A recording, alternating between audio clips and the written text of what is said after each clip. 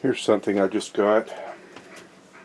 I saw this online on one of the distributors on their web page, and I was intrigued by it. One thing I was intrigued by was the low price of it, and I've been a fan of Model 10, Smith & Wesson Model 10s for a long time, which that's the basic Smith & Wesson Military and Police 38 Special revolver is what a Model 10 is. Basic steel, and most of them have a 4-inch barrel, some have a 5 or 6-inch barrel, and some of them have a 2-inch barrel, Snubby, and that's what this one was.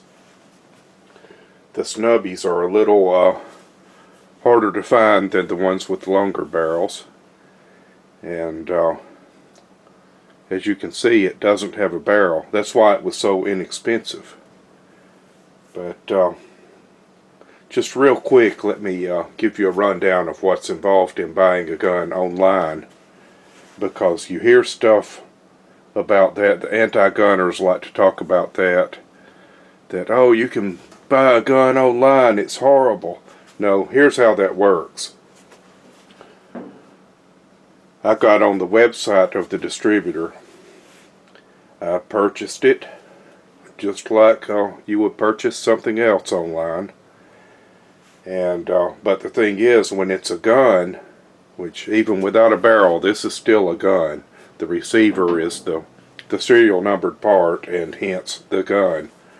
So even if it were completely stripped and it were just a receiver, it would still be a gun, and it would have to transfer like a gun. And so when you buy something like that online, you can't have it shipped directly to your home. You have to have it shipped to a federal firearms licensee, that is a gun store that's local to you, that's in your state. And then you have to pay them to do, you have to pay them a transfer fee, which is usually, well, up to about $50, and $25 to $35 is the standard transfer fee around here. But there's a particular gun store nearby that only charges $10, and they're fairly new, and I decided to transfer through them, and it worked fine. So the way that works anyway is you have to find an FFL, in other words a licensed gun shop in your area, in your state, and you provide a copy of their federal firearms license, or just their federal firearms license number, and their official shipping address as the ship to address. So that's what I did. I provided that information to the distributor and went ahead and paid for it, and they shipped it to the gun shop. And so then I had to go to the gun shop and do the standard background check and all that kind of stuff that you always have to do when buying a gun from a licensed dealer. So that's the way online firearms purchases work. It's not, it's not the way some of the anti-gunners misrepresent it, because they don't know what they're talking about.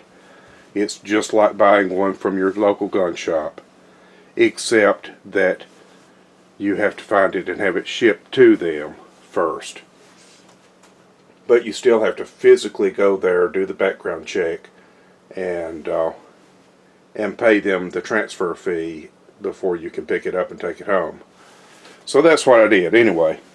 And there it is. So it was made in about probably 1983, because it's a Model 10-7, and I don't know if you can read that or not, but that's where the model number is on the Smith & Wesson revolver. And you can see the barrel threads are fine, good condition and everything. So all it's going to need is just a new barrel put in it. And it has a mark right there. There's an importer mark. Of course, now this was made in the United States. You know, it's a Smith & Wesson, but it's got an importer mark and it's got some kind of department mark, and I don't know where that is. I'm thinking it might be Hong Kong, perhaps, or something. But anyway, that is why it has no barrel, and that's why it's so inexpensive. But what happens is, if this had a 4-inch barrel, they could have imported it complete, you know, with the barrel and everything, and then it would cost just as much as a Model 10 normally costs. But this was a Snubby. It only had a 2-inch barrel, and one of the United States gun rules for importation is that a 2-inch barreled revolver, a snub-nose revolver, or snub-nose any kind of handgun, cannot be imported if it's got a barrel length less than, I don't know, 3 inches or something like that. Because I know 3 inches can be imported, but a revolver with a 2-inch barrel cannot be imported, and with that barrel on it. So the barrel has to be removed before it can be imported. Interesting fact: Taurus revolvers with the 2-inch barrel are not imported with the 2-inch barrel. They're imported with a 3-inch barrel, which is then removed and the 2-inch barrel installed. That's what I've heard anyway. And I don't know why they wouldn't import it with no barrel and then just add the 2-inch barrel in Miami, which is where their U.S. distributor is located. But anyway, that's why this has no barrel, because it had a 2-inch barrel and it had to be removed. So it cost me $150, and now I've got to find and purchase a barrel for it. And I've found some brand new 2-inch barrels for $127. And so that will still be a reasonable price, since I'm going to be installing the barrel myself. But and of course I won't show you how to do that or anything, because that's, you know, YouTube rules and all that. But $127 for a new barrel. Or I've seen some used 3-inch cut down barrels for $18. Now that's cheap. And 3 inches is a good barrel length. That would be a useful revolver, but I would need to change the ejector rod, because there are 2 ejector rod lengths for Model 10s. There's the 2-inch barrel ejector rod, and then there's all other barrel lengths. So to use the 3-inch barrel, which was the ones I found are for $18, are cut down 4-inch heavy barrels.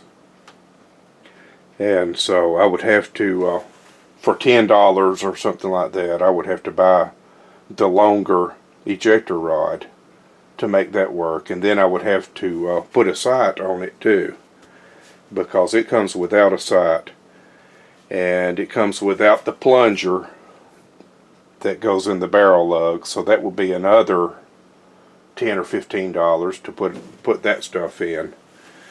And I could still come out with less expense overall than buying the 2-inch Snubby barrel, but I think I would be better off just buying the Snubby barrel and put that in it, not have to change anything else. It comes with the sight on it, comes with the plunger and everything. So anyway, next time you see this, hopefully it will be in firing condition, and we'll be doing some testing. But I wanted to just kind of share this with you as a new project I got.